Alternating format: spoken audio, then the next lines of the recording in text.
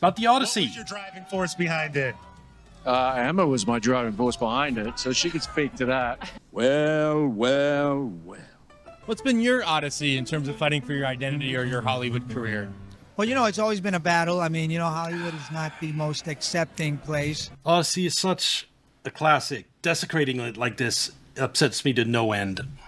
No Greek accent. When I think about equality or equity, I don't think about taking from a male figure. I think about getting what is due to me. If you don't That is so arrogant attitude. create great Not what you earned, just you think you're due it. roles, how are we going to get nominated? In history, women have been vilified, whether you're a midwife, whether you're, a herbalist, whether you're a healer, whether you're just in tune with the moon. Like, women have just been vilified throughout history. Especially being a Latin man, I want to be the one who has the agency. So I choose the roles I want to be, and I want to be as varied and as complex Same guy. as Latin people can be. Looking at nature as if it's some sort of cis heteropatriarchal structure is absurd, and that this, These people hate us. They hate, just regular straight people, men and women. gender binary that we've created is nothing but a quaint little myth. Dumb bitch. I'd be like, so Homer, how do you feel about the screen time given to these women, considering how little you spent with them? Well, It wasn't a story about them. It was a story about Odysseus. And the story about Odysseus is going to have a lot of Odysseus in it. okay. Nerderotic.com. Greetings, you over 1 million hellions and the 40% who haven't subscribed yet. It is without a doubt Christopher Nolan is Hollywood's last movie star and the last director where every time he releases a film, it is a genuine event. He's the only director in Tinseltown who could put butts in seats on his name alone. The only other name that comes close is old Jimmy Cameron, and he's only made 3 movies in the last 17 years about indigenous blue furry space people that are a practice in misanthropy. While they do make a lot of money, I think they're awful. Simply put, Christopher Saw the first Avatar. Haven't seen any of the ones after with that. Nolan is the king of Hollywood. Yet it's been quite an odyssey to get to his latest film, The Odyssey, one that was unexpected when it was announced in December of 2024. In the olden days, people did die making films. True, but that wasn't exactly a good thing. They would just took risks, didn't have good safety measures, so I don't think it's the fact that filmmakers don't die for their films today. I think the problem is with the ideology in Hollywood in general. That is the problem. I would argue it was met with overwhelming excitement. Certainly there were some questions, even from his biggest fans, about Christopher Nolan taking this big swing and adapting something that is the foundation of all of Western civilization storytelling, a mythological tale that's essentially epic fantasy, which could be... Well, they might have gotten some pretty crazy footage of people genuinely running for their lives out of it. Yes, that isn't very humane, though. It's... I don't think those practices, it's a bad thing that they're no longer done. Perceived as out of his wheelhouse, but those were far and few between, and quite frankly, normal questions and nothing you would consider. Also, it is something that just because it's genuine doesn't necessarily mean it's believable. Some people, when they're terrified for their lives or running for their lives, they might act in ways that if you watch it in a movie, it doesn't, why are they doing that? Most normal people don't know what someone looks like when they're genuinely running for their lives. If they're not acting the right way, it might not seem genuine despite being genuine. An example of this is the sound of horses in movies. Because in so many movies, they use coconuts, banging coconuts together to make the sound of horses. That in like all old westerns, that in movies after that, when they just had normal sound of horses galloping, audience rejected it like, that doesn't sound right.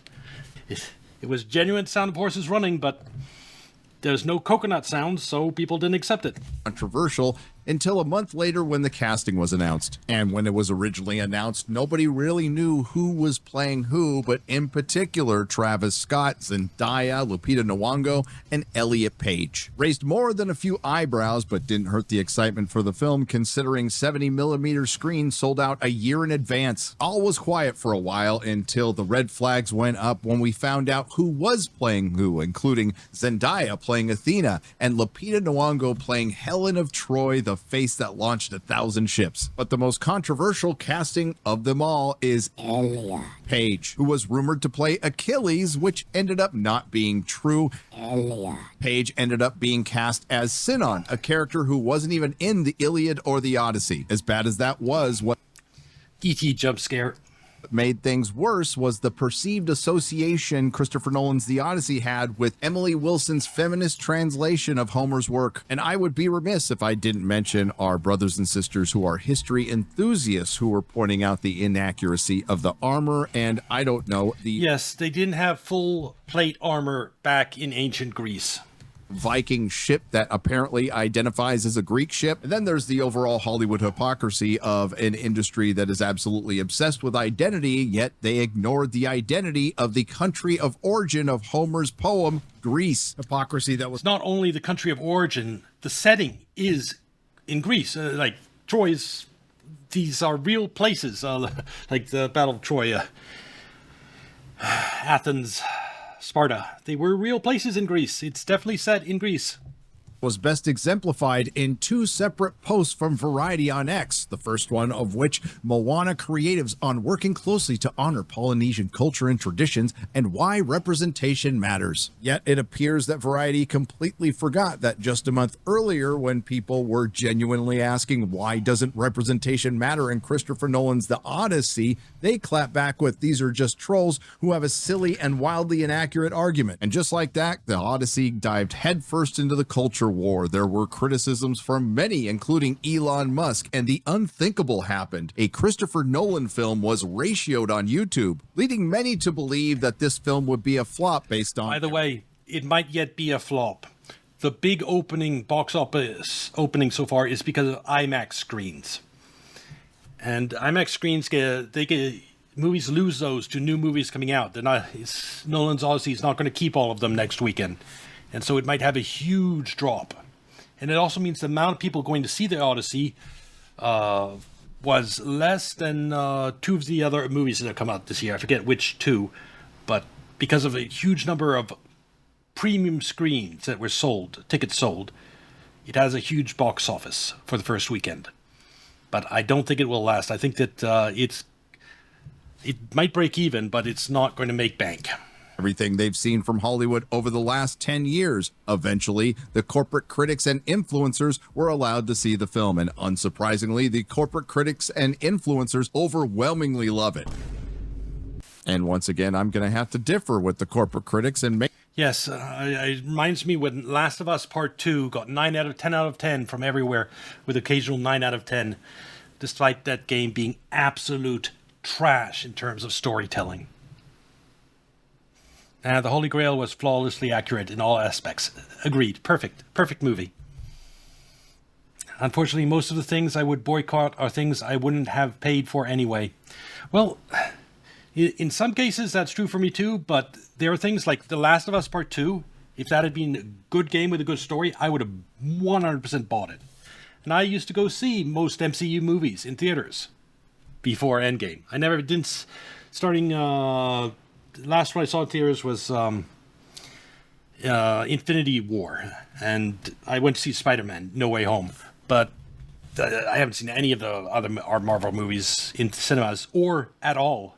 I have never even had the urge to watch most of the new Marvel movies.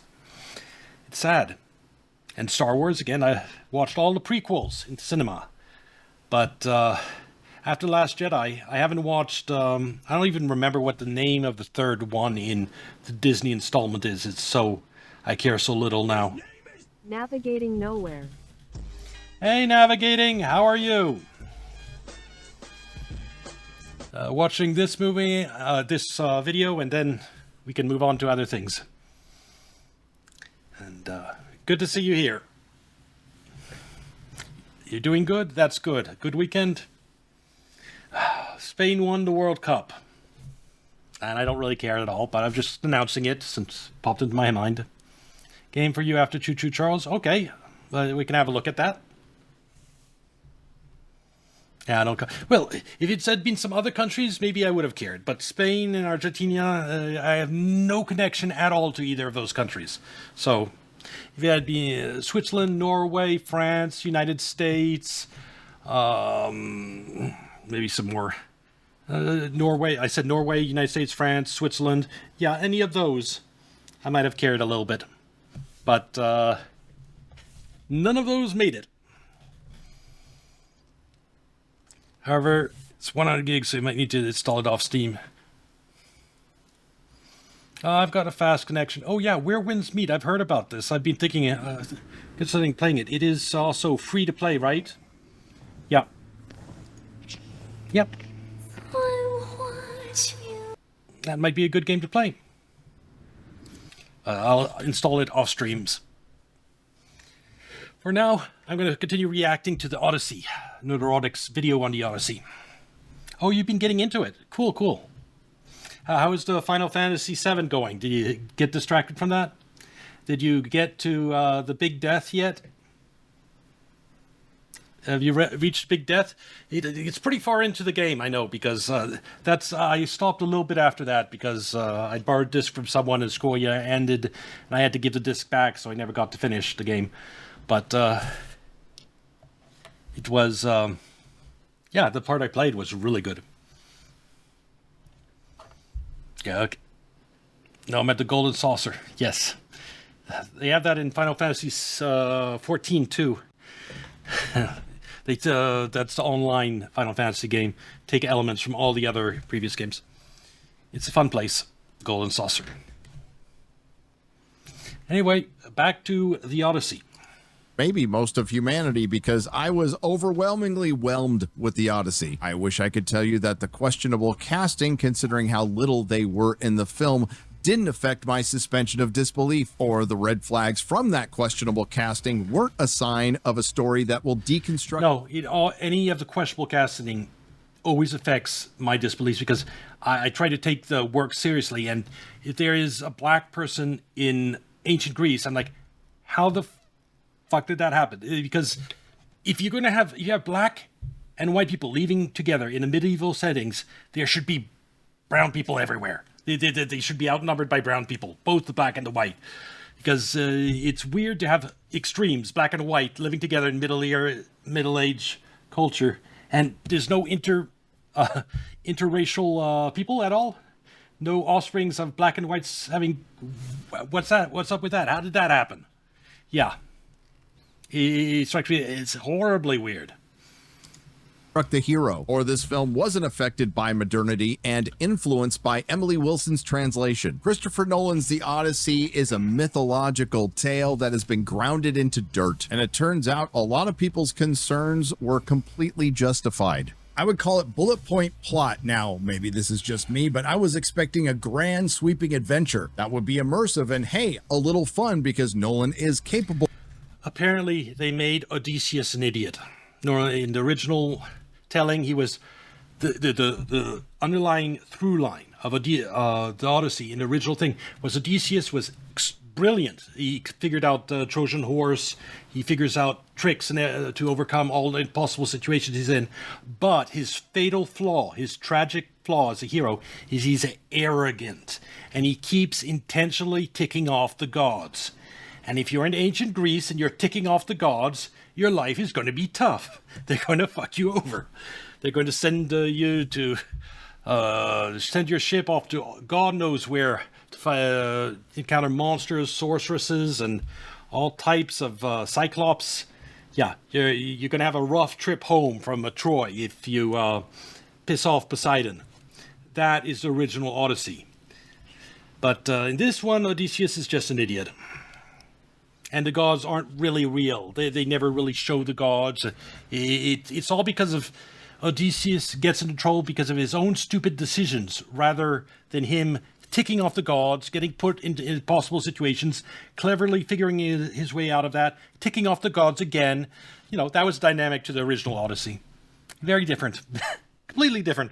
of that, all while being thoughtful. What I ended up seeing was a 3-hour drama that felt both rushed and too long at the same time. And while there were some good scenes that we will get to, they are far and few between and mostly surrounded by exposition dumps of people saying really obvious things. And as far as the immersion goes, well, this mythological tale that is set at a specific time in a specific region feels very modern. And instead of an adventure, you get a slow plotting drama that is a study in loss, regret, and PTSD, which is a bit of a surprise considering the editing for this film, because Chris Nolan has taken his trademark nonlinear storytelling and dialed it up to 11. The film opens up with Travis Scott's The Bard doing some slam poetry recounting the fall of Troy, and then we're immediately into our first flashback where Elliot Page's Sinan is waddling across a beach and then getting killed in front of the Trojan horse. And no, Elliot Page's Sinan isn't just some pity-casting insignificant cameo. Serves as a bookend to the story of sorts. Since it wouldn't be possible for me to recount even a basic plot synopsis in the order that Christopher Nolan told it, which would take at the very least a spreadsheet and at most 1,000 yards of yarn and pushpins, I'll try to keep this as linear as possible because I'm not kidding, we have multiple... Okay, why do you throw in random facts like male slaves were castrated by the Ottomans? How is that related to the Odyssey? Just asking. Perspectives recounting stories where we get flashbacks within the recounted stories. I am aware this is how Odysseus recounts his journey in the poem. I'm also aware that this is a technique that has worked very well for Nolan in the past, but it doesn't work very well here. And apologies for any possible spoilers for an almost 3,000-year-old story. Odysseus, played by Matt Damon, is stranded on an island.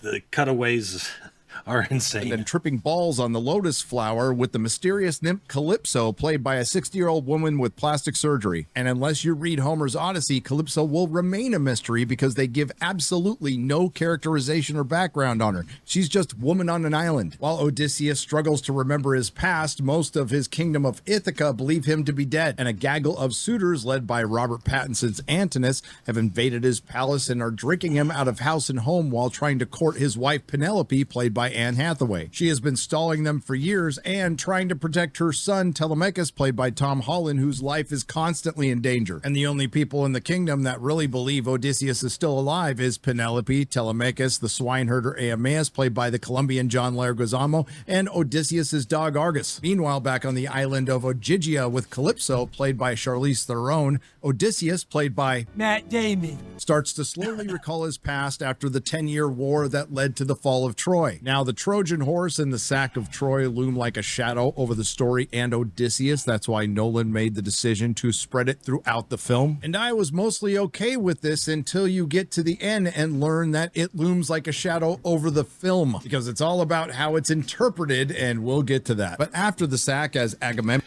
Yeah, how is this movie subversive in a bad way? Tell us, Nerdotic. Non makes his way home. Odysseus takes a slower route where he occasionally runs into Athena, played by Zendaya, and I have to point out, unlike Lupita Nyong'o playing Clytemnestra and Helen of Troy, Elliot Page playing Sinon, and this guy playing H-1B Greek, credit where credit is due, within the story, they do explain why Athena looks like this. And that's another thing we'll get to in just a bit. Now, yeah, there are many statues of Athena, so it shouldn't be hard figuring out what Athena looks like. Before we get to one of my favorite parts of the movie, I want to give you my favorite scene when these two guys announce themselves as Greek soldiers. Danny DeVito playing Cyclops, also understandable, familiar, generic people is actually off-putting, though. Yeah, better to cast the right actors for the role and their appearance and just find people that can act than going through these Hollywood celebrities. Use the Nolan name to sell the movie, but don't use famous actors that don't fit. No, you're not. And here I was thinking there wasn't any levity in this film. But this brings us to the Odyssey portion of the Odyssey, which is the 10-year journey from Troy to Ithaca, which is about the middle third of the movie. And outside of the horrific casting, this is the biggest question I had for this movie from the get-go. How will Christopher Nolan deal with gods and monsters? Since everybody's going to bring it up, I know how. Yeah, it's a huge part of the original story. Troy handled them. They didn't. It was my criticism back then and remains my criticism today. As far as the Odyssey is concerned, they did a little more. The gods are either depicted as forces of nature or what could be interpreted as PTSD delusions, but there are monsters. There are no sirens apparently in the movie too. When sirens were a key event that happened in the Odyssey. Starting with the giant Cyclops Polymephus, which did look cool. This is exactly what I came to this movie to see. Unfortunately, despite the very impressive practical effects, it still felt a little flat, including there being no conversation between Odysseus and the Cyclops, and no use of the name Nobody and no other Cyclops. Just in case you're not familiar with the story. Yeah, I don't remember screwing up Oppenheimer like this, Nolan. Yeah. He might just be throwing a bone to Hollywood. Hollywood wanted him to do this. He was pressured into doing it, and maybe he actually believes in this type of ideology. I don't know. But he sold out in this movie. He sacrificed quality to appease ideologues in Hollywood. The nobody thing is kind of important. So in the poem, Odysseus gets the Cyclops drunk. He asks Odysseus what's his name. He responds with nobody. So when Odysseus is stabbing him in the eye and Polymephus is crying out for the other Cyclops and they ask who is harming you, he responds with nobody. Nolan said he tried to put it in, but it just wouldn't work. And again, it looked fantastic. And this is one of the few supernatural monster scenes. That was part of the original story. Nobody hurt the Cyclops. Nobody gouged out the Cyclops' eye. Nobody really hurt the poor Cyclops. That Nolan actually spent time on, where by the end you actually feel sorry for the Cyclops, and I did like that bit, but this is where I started noticing a major omission from Odysseus's character, because in the story, he's kind of famous for being cheeky. Instead, we get a very somber and serious Odysseus in a very somber and serious arrogant, cheeky and arrogant. He pisses off the gods on purpose because his life is not bound by outside forces. So, fuck the gods, and the gods fuck him back.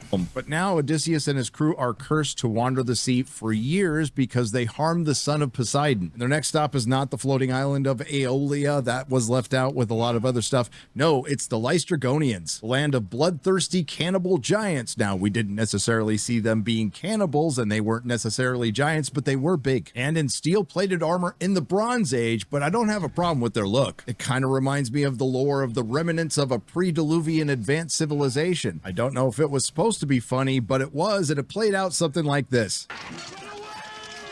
Run away! After that incredibly short scene, they're off to their encounter with Circe, played by Samantha Morton, where it's been reported by some influencers and corporate critics that her performance was on the level of Heath Ledger's Joker. You serious? While it was good, I would say maybe it's one of those things where he didn't actually direct it except to show up to some beyond the scene shots. They just farmed out to ghost directors, possibly. Apparently there are a few good scenes in the movie, so he had some involvement.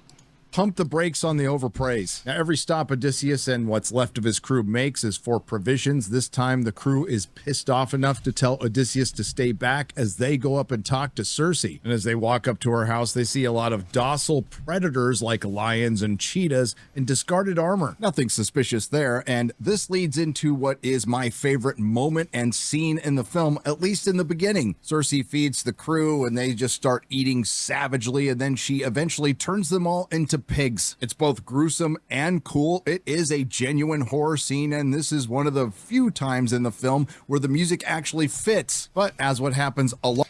Yeah. So if they have magic that turns people into pigs, then there should have been gods. There should have been sirens. They should have done other things. They shouldn't. If you go and put magic in the movie, there should be gods. And apparently Nolan doesn't show a single god in this. Plot in the Odyssey, the resolution is a bit rushed. Of course, they were going to have Odysseus staying there for a year and banging Circe. Instead, we get what I believe is one of the least subtle moments of leaning into the spirit of the Emily Wilson translation by making Circe some sort of trauma survivor. Circe holds a dagger to Odysseus's neck as she talks about the men's gluttony. Yes, this is the Odysseus rewritten by a feminist, from a feminist perspective.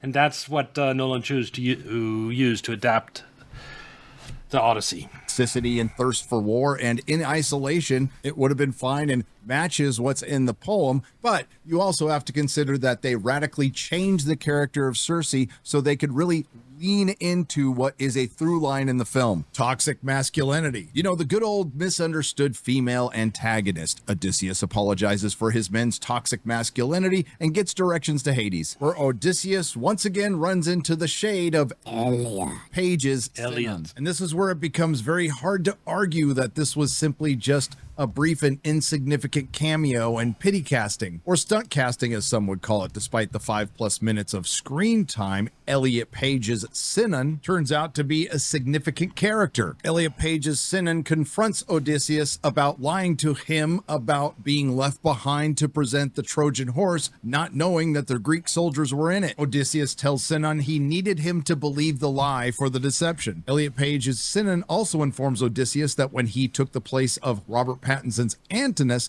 his family was offered money, but they welched on the deal, framing Elliot Page's Sinon as a victim of both the protagonist and antagonist. So Christopher Nolan chose to take a character who wasn't even in the Iliad or the Odyssey, deliberately change their story because Sinon did know the Greek soldiers were in the Trojan horse in a completely different poem, and then cast Sinon as Elliot Page, making Sinon one of the few good honorable men in this story, where Sinon is both a symbol of Odysseus's shame and part of his motivation to go home, to seek retribution against what is the leader of the suitors, Robert Pattinson's Antinous, if terrorizing his wife Penelope and son Telemachus wasn't enough. In other words, it's really hard to argue that this wasn't subversive casting meant to be provocative. One could argue Christopher Nolan is known for bringing back actors.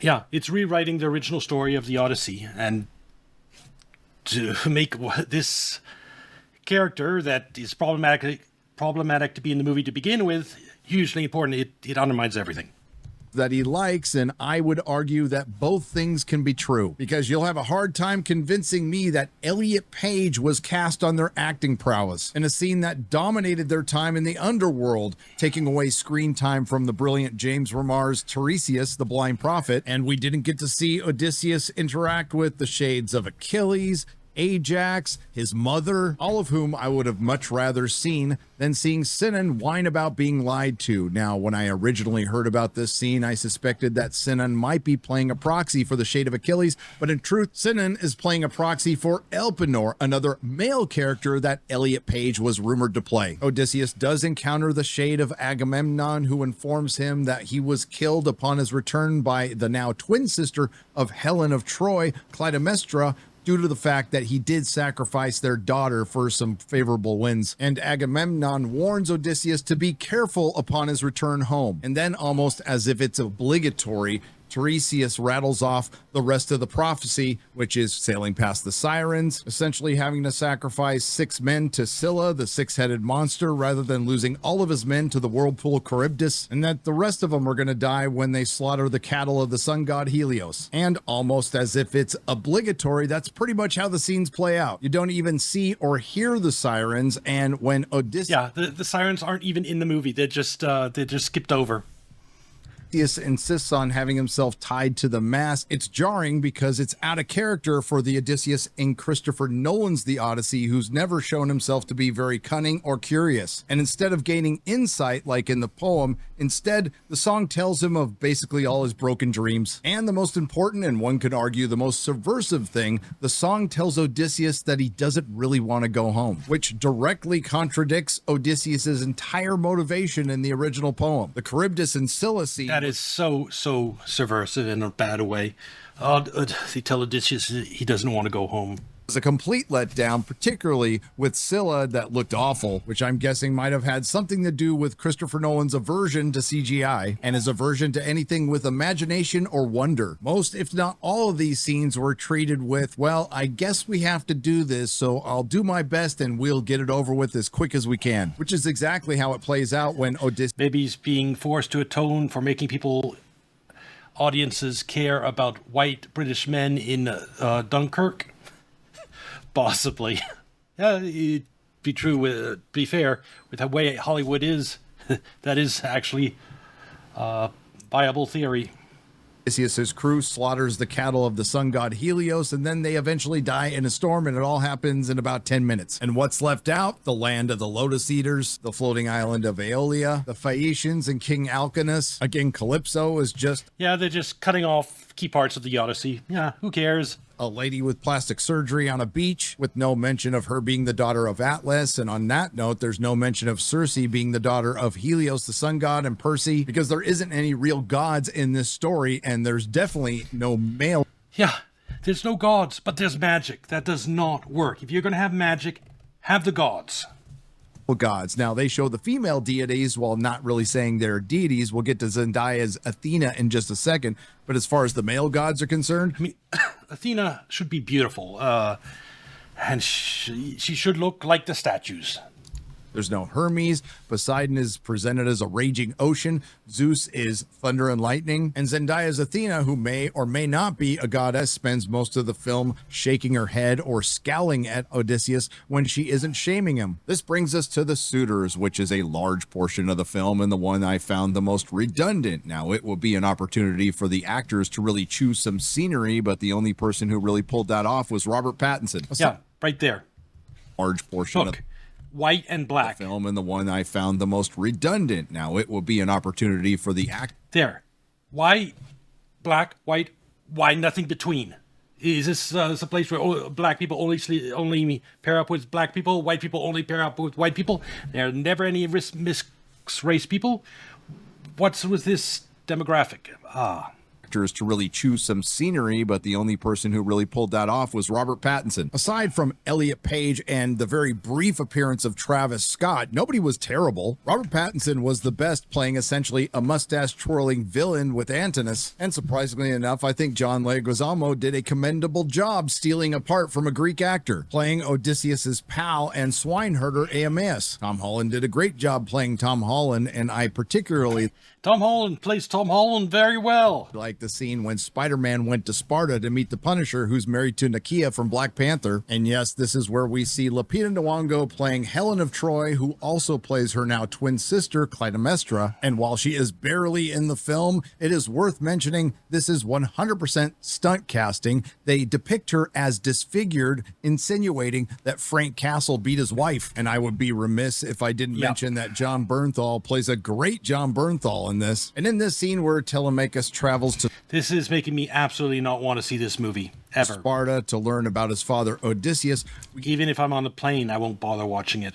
Get more context about the sack of Troy. Again, a tale that was spread throughout the film, but once we get to the actual reason for the sack of Troy, well, that's when things go downhill for me. For one, turns out it wasn't over Helen. They made that abundantly clear when she apologizes for all the wars being fought in her name. It was because Agamemnon needed an excuse to fight the Trojans over control of some trade routes. And again, probably due to Christopher Nolan's aversion to CGI, the actual sack of Troy, which should have been this really epic battle, wasn't. While I won't say it wasn't shot well, it had the scale of a mid-budget streaming show. And this has been pointed out by many, and I completely agree with them. This film didn't deserve an R rating, and I don't know why it got it. There wasn't any real savagery in the battle. We didn't see any blood or guts. Probably the pig transformation stuff.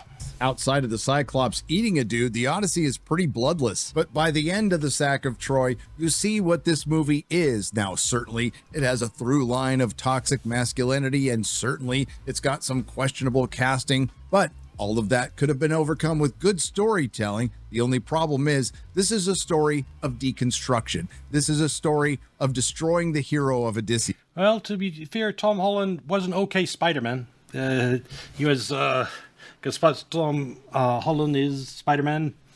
Yeah, he was decent Spider-Man. The other roles, well, he's famous. Maybe he sold some tickets. Yes. And that hammers you over the face with Zendaya's Athena, because again, they explain why she is playing the role. Odysseus witnesses the beheading. And what is that explanation? You've hinted at it 2 times so far. Is there anything that makes sense as to why she is Athena? Because I don't think I'd buy any argument. Priestess of the Temple of Athena, and it is Zendaya. So either Athena took her form, or more than likely, she is just a PTSD delusion of Odysseus. The very sad, somber, and unremarkable Odysseus, played by Matt Damon. Jason Bourne, makes it back in time to save his son Spider-Man from the suitors who were sent by Batman to kill him before he makes it back. It's he has a way of describing the plot. From Sparta, and as disguised as a beggar, Odysseus assesses the situation, and then we get that big daddy's coming home scene, and I really thought they were going to bring it home here. Odysseus, still disguised as a beggar, has a chat with Penelope and discusses the breaking of Zeus's law, which is essentially the sacred code that dictates hosts must provide food, shelter, and safety to strangers, and how the Trojan horse and the sack of Troy was the ultimate violation of it, leading to the end of their civilization, in a point where we get a particularly bad line of dialogue where Odysseus refers to the Bronze Age within the Bronze Age that comes off something like this. Oh, come on. That's just so idiotic. What, we some kind of Bronze Age. And then we get to the final battle scene where Penelope sets up the challenge with Odysseus's bow. He is able to string it and fire an arrow through the axis, and then commence to slaughter all the suitors. While I'm guessing it's pretty difficult to film one guy with a bow and an arrow taking on Because Odysseus was a complete badass as a fighter. dozens of dudes and killing them. This is Christopher Nolan. I hold him to a higher standard, and this scene was just clumsy. But in the end, Jason Bourne kills Batman and avenges Kitty Pryde. Then he crowns his son Spider-Man and goes into exile as he sails off to the west to the Undying Lands. And what you're left with is a 3-hour slog that, again, is a movie that feels rushed and long all at the same time. A bad adaptation that, if you leave all of that out, is still a very mid film. One, in my humble opinion, is deeply subversive, which is surprising for Christopher Nolan. And there is little doubt that the Emily Wilson translation was highly influential on this, specifically with the omissions or changes from the source material and how they're framed. Now, I'll just name a few in no particular order off the top of my head. Helen of Troy being abused and used as an excuse for the cause of the Trojan War, with no mention of Aphrodite. Circe not being That's one good example. Portrayed as a fearsome, beautiful woman, but instead she is a survivor of trauma, and they omitted Odysseus staying with her and shagging for the better part of a year. The sirens were literally muted and not seen, and they omitted that they died because Odysseus survived listening to their song. And instead of Calypso being portrayed as the embodiment of seduction and entrapment, leading to unconsensual taking the skin boat to Tuna Town, she's just a lonely 60-year-old woman with plastic surgery on a beach. There was also the omission of the maidservants of the suitors who were executed by Telemachus, Athena either being a hallucination or a god that takes on the likeness of a woman killed in the sack of Troy. The only deities or goddesses being portrayed in the film were women, of course suspiciously leaving out Aphrodite, but the worst crime of them all, Of course, leaving out Aphrodite. was how Christopher Nolan... Because modern feminism rejects love between a man and a woman. If a woman really loves a man, then she needs him. And women can't need men. Treated the character of Odysseus. That being said, while Emily Wilson's translation may have been an influence, ultimately, every decision in this film that's good or bad lays at the feet of Christopher Nolan. In other words, it's not like Christopher Nolan gets producer notes. Nobody tells this guy what to do, and that's why his worst crime was the treatment of Odysseus. Instead of being the intelligent, cunning, resourceful, arrogant, yet deeply flawed hero of the Trojan War, he's portrayed by Matt Damon as a sad, remorseful, not particularly intelligent or cunning, traumatized survivor of the Trojan War. Yeah, I don't have any interest in this Odysseus. And it's insinuated his actions have led to the end of the Bronze Age. And it's not like he's terrible in this, but his Odysseus just lacks aura. And so does Christopher Nolan's The Odyssey. It was a very stark, dry, competently put together film with some beautiful shots and some horrible sound mixing, but only made worse by the awful soundtrack. Now, by no means... Oh yeah, I've heard a lot of people complain about the soundtrack of this movie being terrible. Bad is something like Supergirl to me, and despite what I think about this film, a lot of people are loving this movie, and it's become a cultural event. For me, it was grim and without feeling. Hell, When Argus died, I felt nothing. Now, as a dog owner, how can you feel nothing when a dog dies? The ADD editing didn't allow anything to really sit. I couldn't get engaged with the characters. Now, this has worked for Nolan in the past, but it doesn't work here. Felt like I was watching a 3-hour sizzle reel, and for me, the verisimilitude was shot by, of course, the casting, the modernity, the modern vernacular, and the general look. I hated the color palette. Everything looked pretty drab. And as our good friend Metatron pointed out, you know, in ancient Greece, the structures weren't ruins, they were actually new and colorful. And I don't know how the Greek army had a hard time getting over these walls of Troy. And the Trojan armor looked like something out of Rings of Power. And while I've said this is essentially fantasy based on mythology, that mythology has the backdrop of real events in real places like Troy. And they had pictures of what the armor looked like. Now that I've seen it twice, I can confidently say, in my humble opinion, that Christopher Nolan was the wrong guy for this story. It is not Homer's Odyssey, it is Christopher. I think that since this was an adaptation, a feminist rewrite of the Odyssey, there wasn't any right director for that rewrite of the Odyssey. You should, maybe if Nolan had adapted the original text of the Odyssey, we would have gotten something good. Nolan's Odyssey, and I think we found Christopher Nolan's Achilles heel. This is a very somber, analytical, and serious film, and I believe to take on genre like this, you need heart. Yeah, Nolan is not the right director for a film that's supposed to have gods and monsters and magic in it. Apparently, he has magic because there's humans turned into pigs, but that's it. It just doesn't have any of the gods. It's makes stuff trauma instead of trauma visions of Athena appearing. No, it sounds terrible. Art, imagination, and a sense of wonder. And would it kill you to have a little fun? I'm going to be real. I would rather watch an Odyssey directed by Michael Bay. And I completely understand I'm going to be in the minority on this one because of the power of Nolan. This is nowhere near the worst film ever made, and it's No, I think so many people are loving it because not many people are seeing it. The reason it's made so much money is because of premium screens being sold. Like a large number of people are staying away from this film, and the people like me that are staying away from it would be brutal if we reviewed it. We're near a 10 out of 10 masterpiece, and if you enjoy it, you go right ahead. I look forward to never seeing it again. And ultimately, if I had to describe Christopher Nolan's Odyssey in one sentence, it plays out like an atheist adapting the Bible. An atheist adapting Bible. That's great. I hate the desecration of classic stories like the Odyssey. So fuck this version of the Odyssey. And that's my feeling on the issue. This will be on YouTube. Like and subscribe. Come watch on Kick or Twitch, and I'll see you next video. Bye.